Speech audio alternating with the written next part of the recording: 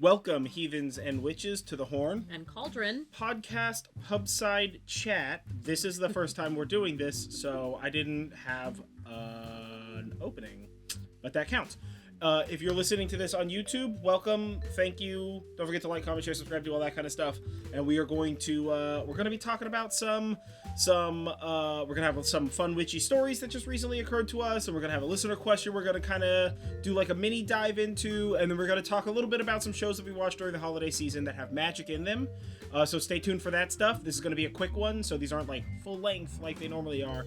And if you're listening to us on your podcast network of choice, please leave us a review, because there's no such thing as podcast analytics. All of those are lies. Trust me, I've looked into most of them.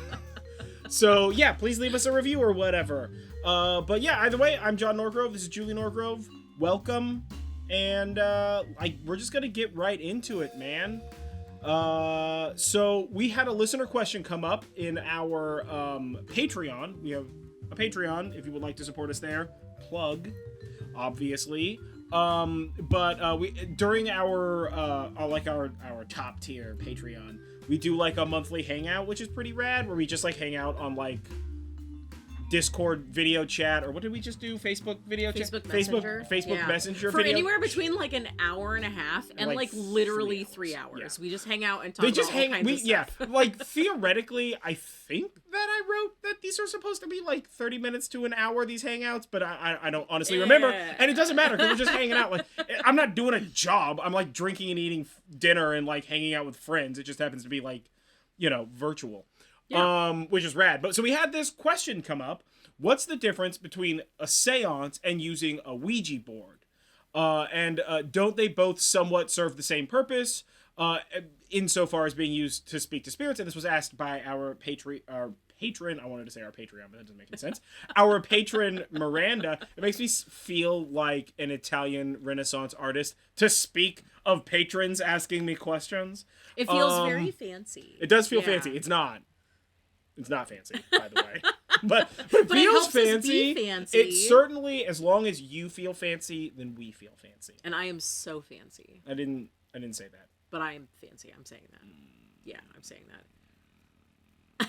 Have you seen the movie Pretty Woman? I don't. Yeah. I don't want to talk about this. Are you Richard Gere? Is that what you're telling me right now? Well, I don't know that I am so much of a dick as to claim to be as good as Richard Gere, but that's a completely separate thing. But yeah, anywho, so what's the difference? She did research, because she's the one that researches these podcasts, and I'm the smart one and the pretty one. Yeah. And the fancy one, apparently. Yeah. Yes, sure. All of those. Yeah.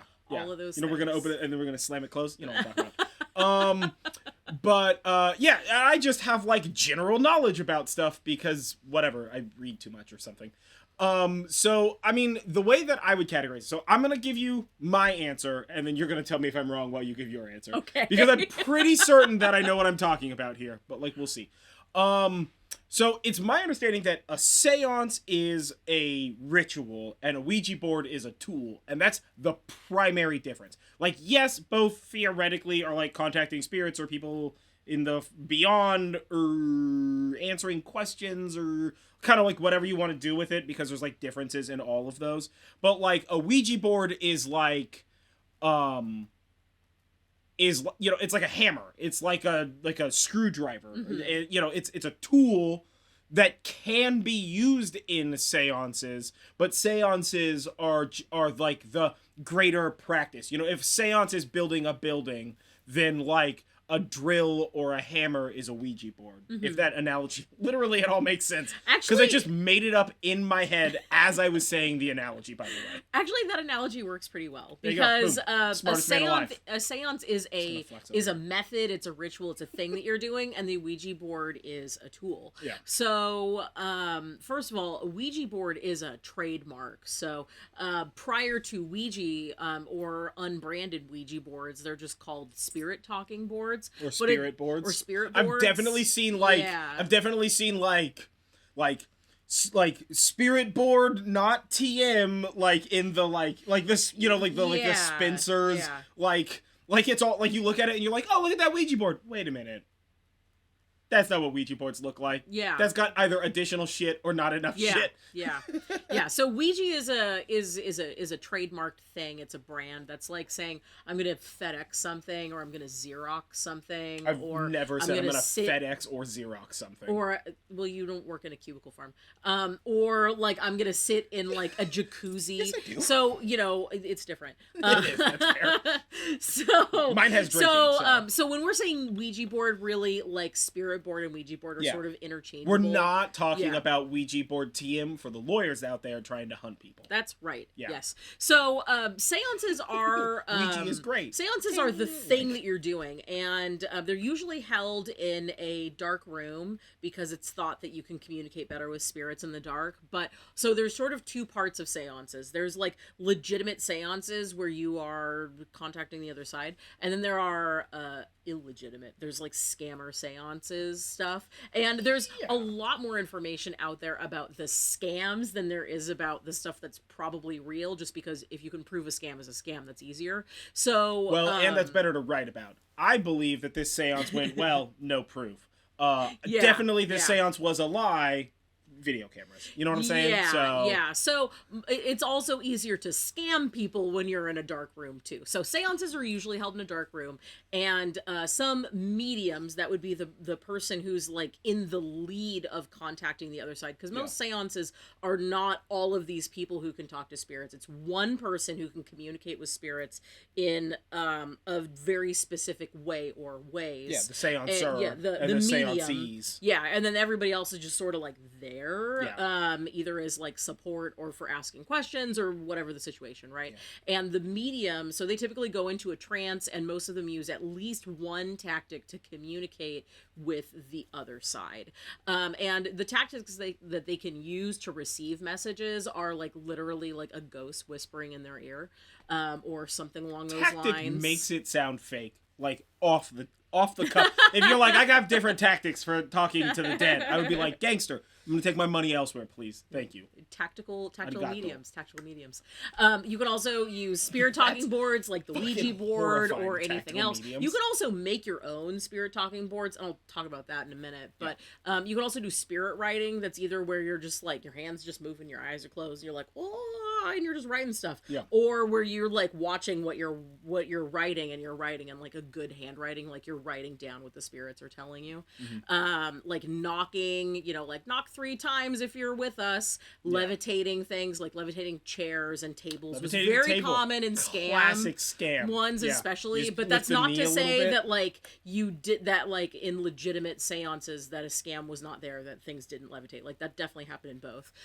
Same thing for spirit trumpets. And spirit trumpets, what do you think a spirit trumpet is? Well, my guess would be it's a trumpet from the spirit realm, because that's what the words mean. What I hope it is that it's raining those trumpety flowers that are like hyper fucking poisonous in the room. Just all of a sudden, angels trumpets raining from the room, and you're like, spirit trumpets. Don't put your tongue out.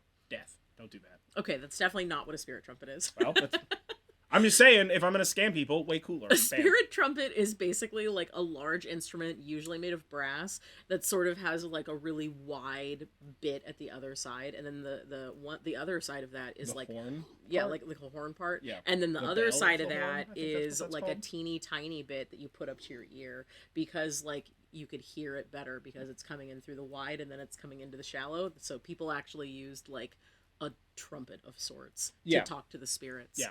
Well, that wouldn't be a trumpet because it doesn't trumpet. It's just shaped like a trumpet. Also, that's what a spirit trumpet is. That is what the English used in World War II to hear German airplanes coming. And they built giant bells or like conical concrete walls to reflect sound, so they could hear like way off coast to hear if bombers were coming. Spirit trumpets were used before that war, so maybe they got the idea from seances. Like these bombers, they're the devil, and somebody's like, speaking of the devil, have you heard of a spirit trumpet? You know what? I wouldn't be surprised. Yes. So, you could also like some mediums also like would ask, like if like objects are moving or appearing in places, or you're like hearing other sounds or smells, anything basically you could think of that you'd see in like a seance, quote unquote, in a horror movie kind of a thing. It would be sort of like think of all of the fake seances you've seen, and that's the shit that we're talking about, right? Because it's the like, it smells like lavender. They must be in like a good place because lavender's in like flowery fields. Like, they must but there's be just my like mom. a dude She in the back the just like pumping lavender smelling through like a bellows, or like the like. First of all, fake seances in movies being revealed as fake is arguably one of my favorite things. Very fun. They're so great because every time they're like, there's chains rattling, and then like the camera is like being intense or whatever, and then like either afterwards in a flashback or during it because like audience knowledge, they like jump over to some jackass with like a bag of chains, just like chains, smells, wobbling tables, pulling cords, and you're just like, what the fuck is this? Yeah. Who's engineering all of this stuff? It's great. I wonder. Like, in my mind, Hollywood fake seances are bigger productions than actual fake seances just because the level of hamminess is so... Hollywood, like a Hollywood actual seance, scary movie stuff. Hollywood fake seance, like in a movie fake seance, is always like the most extreme shit you could possibly fathom and makes no logical sense whatsoever. And then they get caught and they're just like, we would have got away with it if it weren't for you kids and that fucking dog or whatever. Every time somebody gets caught in a seance, it's just like, I would have got away with it. And it's like, I mean, I guess technically they did earlier in the movie's universe, but let's be honest, no, that was ridiculous. Yeah. Nobody would have believed that. That was absurd. So that's like the basics of what seances are. Now, spirit boards, Ouija boards, spirit boards, they're a divination tool. Yeah. So that's really, it's the hammer, the building, that analogy that you had. Now, there's a lot out there about how spirit boards are evil, and they are not inherently evil. If you touch a spirit board, it doesn't mean that you're gonna have like a demon follow you. That's just straight up. That's just straight like up horror movie logic. Like if you touch it, immediately bad. That's actually propaganda from the Catholic Church. There are obviously like certain seance board based rituals have specific rules. Insofar as like theoretically all rituals have rules, and I mean if you've been listening to our podcast for a while, you'll know that we are firm believers in like rules are important, but also like if that's not your jam, that's not your jam, bro. Yeah, It's the reverse tarot thing. There's like, also like a lot of controversy amongst, I'm gonna quote unquote scholars about how a spirit board works. So there are some people that are there are basically three categories of that, and the first one is people touching the planchette. That's the little doohickey that like slides around the board that everybody puts their fingers on. Also, it doesn't always have to be a planchette shape like the planchette shape. That's in again other cultures, another Ouija it's thing. I know like a common one in another culture is to use like a tumbler glass, like a rocks glass, like a Scotch glass, because they have a thick bottomed glass base, so whatever's like inside of the base and being like zoomed in on, because often those bases act as like a zooming effect. Right? Like I've seen that one a bajillion times. There's obviously like the pencil way, which is where like you're tracing a line with the pencil. I mean, you could literally just have like a piece of paper that you cut a hole out of in the center. Yeah, you could. Or that not even with the hole, it's just like a point. Yeah. So like there are some people that are very firmly in the whoever's touching the planchette is the one who's like leading the answer sort of thing. And then there's also people who are like it's definitely spirits. And then there's people that are like, it's not either of those. It's like a connection to like your higher self or your spirit self or your subconscious, where you're not consciously moving any of this stuff. It's just sort of like happening. Yeah. And that's sort of like all over the place.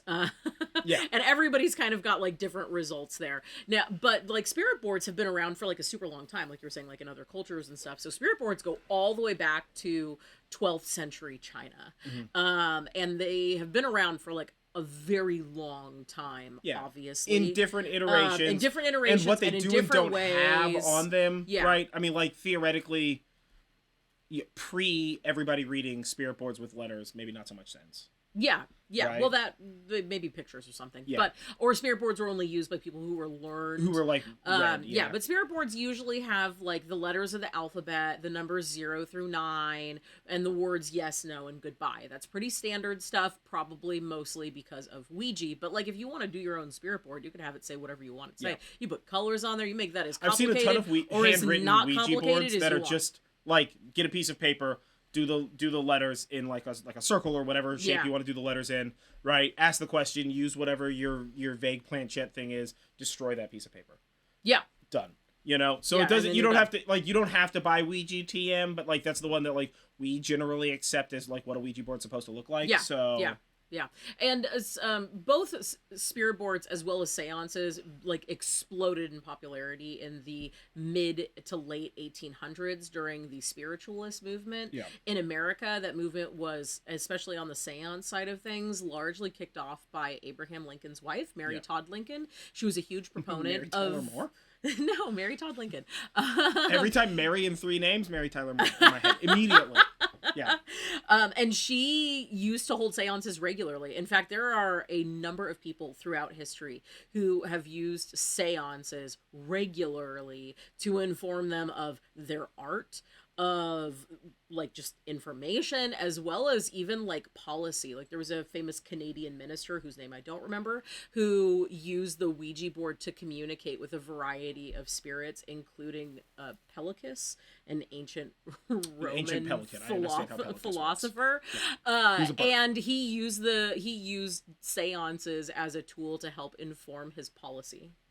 I mean, so, you know, whatever gets it done, bro. Yeah. So really, to answer that question, the difference between a seance and a Ouija board is a seance is a thing that you're doing, and a Ouija board is the thing that you're doing it with. And they both sort of serve the same purpose, because really one is a tool and one is an action. And yes, they can speak with spirits if that's what you think that you're kind of doing, as opposed to speaking with the subconscious or your higher self. Yeah. Yeah, I think a lot of it is nowadays the logic is very informed by Hollywood. I mean, that's really the downside on that one with specificity. Yes. But so yeah, that's the difference between seances and Ouija boards. Yeah, I get if you want to use a Ouija board, like use a Ouija board. If not, whatever. I have like no attraction at all to Ouija boards. I've used them, and it's just not super fun to me. Honestly, I've seen too many movies with Ouija boards where I'm just like, that looks dumb. Including the two Ouija movies, which were fantastic. Those are pretty okay movies. Yeah, those are pretty okay movies. Those were really good. Yeah. Okay, so next up, this bloody golf tee story. So, I'm going to tell my side of the story, and then Judith's going to tell her side of the story, and we're going to try and do this quickly, because we are rapidly running out of time for what is supposed to be a short episode. So, I was, like, at the gas station the other day, and I was getting gas, and there was, like, this gentleman was, like a pump behind and on the other side from where I was pumping, and I just dyed my hair fun colors. And he was like, purple and pink and it's blue. like purple and pink and blue. Yeah. And he was like, hey, like you have awesome hair. And I was like, oh, thanks, dude. And he was like, hey, like you got a couple of bucks for gas. And I was like, yeah, sure. Like, I don't know. I always help someone when traveling. It's a thing for me. I'm overly helpful. You are. Yeah. It's just a thing. I remember that one time on Christmas Day. Yeah, we Christmas stopped Day. To help this lady. We stopped to help a lady whose car was like broke down. On the side of the road, like in our nice Christmas clothes to go to my sister's house. It's a thing. Yeah. Travelers have to help travelers. It's just like a thing, an old world thing programmed into my head I'm not in charge of. So I was just like, yeah, sure. Like I had a couple of bucks in my pocket or whatever the heck, I don't know, $5 or something like that. So I was just like, yeah, sure, here you go. So I gave the guy $5 and I went back to pumping my gas and like underneath the gas pump, like in between the gas pump and my car on the ground, were these two golf tees. They're just white and green golf tees, but on the head of the tee, there is a crescent moon and a grape leaf. And I was just like, oh, these are cool. I'm gonna pick these up, right? Like when you find cool things, pick it up. You never know. It's weird phase shit. Yeah, weird phase stuff. Also, I find like weird nonsense things all the time everywhere. Yeah. So that's just like a thing, right? And like from my perspective, right? I pumped gas. I obviously had to look in that area. I do not remember seeing these tees before talking to this dude. I gave that guy a couple of bucks. He finished pumping, he finished pumping gas or whatever the heck. They took off, right? I go back to pumping gas, tees. And I'm just like, all right, cool. These are boom. Put them on my altar. But then when I got home and told Julie that story, this is her part of the story. The first thing I said was, are you fucking kidding me? Because my New Year's resolution is to do something magical every day. whatever that magical thing is. So sometimes it's pulling tarot cards, sometimes it's doing tea leaves. And the night before this thing happened with him at the gas station, I had done tea leaves. So I swirled the tea leaves around, put the cup upside down, come back and look at them, and in not one, but two different places inside of the cup, I saw an image of what I thought was a crescent moon and like a star, because it's like a crescent moon and like a little shape next to it. I mean, they're tea leaves. It's not really shaped like a star, but when it's next to Star the crescent adjacent, moon, sure. yeah, star adjacent. And I had just figured like, oh, it's about ready to be like that phase of the moon, so I'm probably gonna like walk out to like let the dogs out at night and see the crescent moon or something like that. I was like, or maybe some social unrest will happen in Turkey because that's on their flag, and that's also the world that we live in right now. You know, so he's telling me about this, and he shows me the golf tee, and it is two crescent moons. Well, each tee, each tee has a crescent moon, and a grape leaf is very star-like in shape. It's very like tree star. Yeah, looking. it's like 5 points. Yeah. I mean, they're not all pointed in the same place as a star would be, but also the stars in the sky are, not shaped like that. Well, they're spheres of burning hot gas. So yes. Yeah. So. This is like a great way to talk about like what things look like that are signs. Yeah. So like when I saw that the things were the moon and the star, I didn't know what those meant, but I wrote them down in my book of shadows. Yeah. And when he told me the thing, now all of a sudden I know what that is. Yeah. I know what that sign is. TLDR, write shit down in a book of shadows, or do it on an app. Like I'm using a journal app that's like, what are your like words of affirmation for the day, and I just write my tarot reading in that, because I don't want to write things down with like a pen and pencil. That takes a bunch of work, and typing is faster, because I like literally write on my cell phone like books, so it's easier for me to write that way. It's just faster, and I don't want to have to like get my laptop and like boot it up and like do all that kind of stuff. So like, again, write stuff down. We tell you about this all the time. Listen to our podcast. And then lastly, before we wrap up, we just wanted to like briefly touch on some of the shows that we watched during the holiday season that had some magic in them. And these are not all of them, because it was like a month ago. I'm not going to remember that. But there were some of them. So we just recently watched all the way through She-Ra and the Princesses of Power, which is a fantastic show. Yeah. We are planning on doing cosplay from that show. Absolutely. So stay tuned for that. He's going to be Bo. I'm going to be Queen Glimmer. Yeah. It's going to be fantastic. And we have a friend who's going to be She-Ra, which is going to be rad. So we're going to have like a whole fucking thing. So like follow us on social media for that stuff. Yeah. But so like it had this really interesting form of like will and emotional control based techno magic. Yeah. That was like both regular magic, but also like could be integrated into a circuit board. Yeah. Because it was like also regular magic, like deer and shit could use it. Yeah, It wasn't like there was like your standard magic, but then there was also like a lot amount of like techno magic. Yeah, there was and like this combination and flow between the two, which is like really very cool. Complementary. Yeah. Which is nice, because a lot of times generally people tend to think about magic and technology as being opposing forces, and that's like not the case. Like if you're not a good drawer but you're good at graphic design, making a symbol on your computer is the same effort and work as making it on a piece of paper. So like doing it on your computer doesn't like reduce the potency thereof and therein, insofar as you like believe that. So yeah. So that was interesting techno magic. And then more on techno magic, we just recently watched the newest Matrix Resurrection or whatever the heck. And like, yes, that's just him in a simulation being able to hack the simulation, but being able to hack the simulation and like fly or like be super strong or whatever is definitely also magic, which is why I wanted to bring it up. Like, it's not magic in the like throwing lightning out of your hands, although I mean I guess technically he could do that if he wanted and thought about it hard enough. But it's like the idea of simply overcoming like universal programming, even though his universe is like actually a program. Yeah. Like overcoming universal programming to like access a greater like knowledge and input into that universe, therefore producing magic, as well as to influence the outcome that you want it to be, which is what you use magic for. Yeah. In this universe. So yeah. Well, I mean, not necessarily influencing something so you get what you want. Like magic is significantly more than just that. Yes.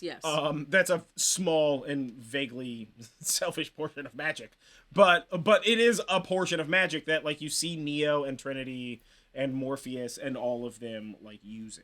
Or whatever. Yeah. Which is why I want to bring that up.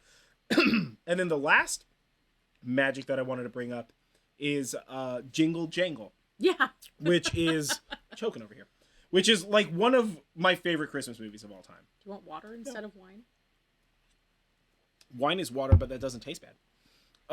Except that you don't like the taste of wine. That's true. It's awful, actually. I regret everything. Episode's canceled. So in Jingle Jangle, they have math magic, which is just the coolest thing ever. That he just like draws symbols in the air, and it's just like, this is the ratio of like hope to like imagination, and he uses it to like construct things and stuff. And it's really fun. If you have not seen, it's on Netflix. Like, obviously, like, we're not connected to that, but I just fucking literally love this movie. The music is absolute fire. So are the costumes. So are the costumes. Story. Everything about this show or this movie is absolute fire. So if you haven't seen it, go watch it. Yeah. But so as we watch shows, what we're gonna try and do is write them down so we don't forget. But also, like, talk about their magic and sort of how we interpret it. I mean, I feel like Jingle Jangle's math magic is probably my favorite magic out of all of these, just because it's not at all based on math, but it looks like the math meme, and I support it. It does look like because it looks like the math meme, yeah. but he's not like 5 times 9. He's just like inspiration multiplied by imagination is. It's just like chaos words when you listen. We've seen it like 4 times, so it's just chaos when you listen to it. But you're just like, yes, it makes sense because the story is so captivating and beautiful, and the music is fantastic, and everybody in it just fucking kills. But so that's magic in things that we've observed. Magic in media. That's what that section's called now. Yeah, magic in media. All right. So good. That's so a smart. much better title than the one that I had. The magical shows we watched during the holiday season? Yeah, that's a bit mouthy. So magic in media. Bam. Done. Yeah. So, let's just give a quick shout out to our patrons, Alan, Miranda, Alexa, and Helena. You guys are awesome. Stay awesome. Thank you for helping us do what we do. You're the best. And coming up next Monday is regular podcast episode, Book of Shadows and Grimoires. Yep. So Spellcasting 102. 102. Crafting. Spellcrafting 102. I can read. Can you though? Yeah. No. I can write. I don't have to read. That's not how this works, right? I put things out there. Everybody else reads. That's how this works. Yeah. I create. Others consume. You also consume. That's fair. Yeah. Yeah, obviously. In fact, I'm a fat guy. Yeah. In fact, we I just consume probably more than I need to. But so either way, I've been John Norgrove. This has been Julie Norgrove. This has been The Horn and Cauldron Podcast Pub Chat, and we will catch you guys on the flip side. Stay magical, folks. Yeah. This was a little longer than I expected it to be, but that's okay. We'll see how long these go going forward. Yeah. We're gonna tighten it up. Yeah. Don't worry. But don't forget, breathe in self-confidence, breathe out self-doubt.